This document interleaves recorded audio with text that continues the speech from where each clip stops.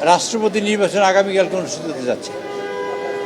আমাদের মাননীয় চেয়ারম্যান, দলীয় চেয়ারম্যান, সংসদ নেতা এবং মাননীয় প্রধানমন্ত্রী জনাব তারেক রহমান আমাদের দলের উচ্চ পর্যায়ের নেতৃবৃন্দের সাথে কথা বলে আমাদের মনোনীত করেছেন মির্জা ফখরুল ইসলাম আলমগীর সাহেবকে।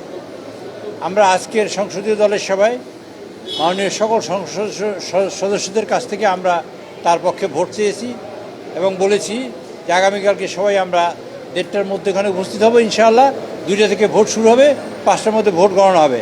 আমরা যার সিদ্ধান্ত নিয়েছি সবাই মিলে তাহলে এই রকমের ইলেকশন কমিশন, আমরা এবং সংসদ সবাই মিলে যে সিদ্ধান্ত নিয়েছি যে নির্বাচন শুরু হওয়ার 5 মিনিট আগে থেকে আমাদের লাইভ টেলিকাস্ট হবে এবং মাননীয় মহামান্য রাষ্ট্রপতি এবং স্পিকার, মাননীয় প্রধানমন্ত্রী এবং বিরোধী দলীয় নেতা এবং যদি কোনো সদস্য যিনি আমাদের মির্জা ফখরুল ইসলাম আলমগীর হিসেবে আছেন তিনি ভোট দেওয়া, ওগুলো আমরা লাইভ দেখাবো। তারপর সব রেকর্ড করা হবে। আবার নির্বাচন শেষ হবার 5 মিনিট আগে আমরা সেই লাইভ শুরু করব। আবার নির্বাচনের ফলাফল ঘোষণা করা হবে এবং ফলাফলের পরে সেখানে ফল ঘোষণা করা হবে। এই পর্যন্ত আমরা লাইভ দেখাবো কালকে এবং আমরা সবাই বসে থাকবো। তারা ওখানে ভোটার ফর্ম দেবে, আমরা স্বাক্ষর ওখানে জমা দেবো এবং আপনারা দেখবেন সেখানে ইনশাল্লাহ আগামীকালকে একটা ইতিহাসের মহেন্দ্রক্ষণ তৈরি হবে, ইতিহাসে একটা নতুন যাত্রা শুরু হবে, গণতন্ত্রের নতুন যাত্রা শুরু হবে আগামীকালকে আবার নতুন করে আবার রাষ্ট্রপতি নির্বাচনের মধ্য দিয়ে।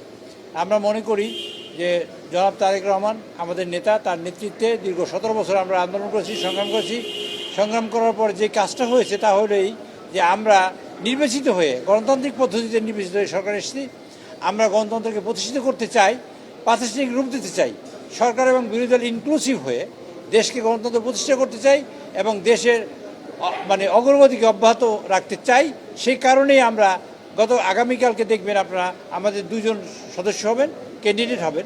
একজন হলো ডক্টর অলি আহমেদ, আরেকজন হলো আমাদের মির্জা ফখরুল ইসলাম আলমগীর সাহেব। আমরা ভোট হবে, এদেশের মানুষ ভোট কেমনে দেয়, কেমন করে দেয় সেটা আবার প্রত্যক্ষ করবে এবং মানুষের মনোজগৎ তৈরি হবে নতুন করে ভোটের প্রতি। সেই প্রত্যাশা করে আগামীকালকে ইনশাআল্লাহ আমরা রাষ্ট্রপতি নির্বাচিত করতে পারবো সেই আশাবাদ ব্যক্ত করে আপনাদের সকলকে ধন্যবাদ দিয়ে, কষ্ট করে আমাদের এখানে এসেছেন তার জন্য আপনাদের ধন্যবাদ দিয়ে আমাদের বক্তব্য শেষ করছি। আপনাদের কোনো প্রশ্ন আছে? যে পরের দিনই 21 তারিখ সন্ধ্যা 7:30 সময় বঙ্গভবনে শপথ হবে ইনশাআল্লাহ।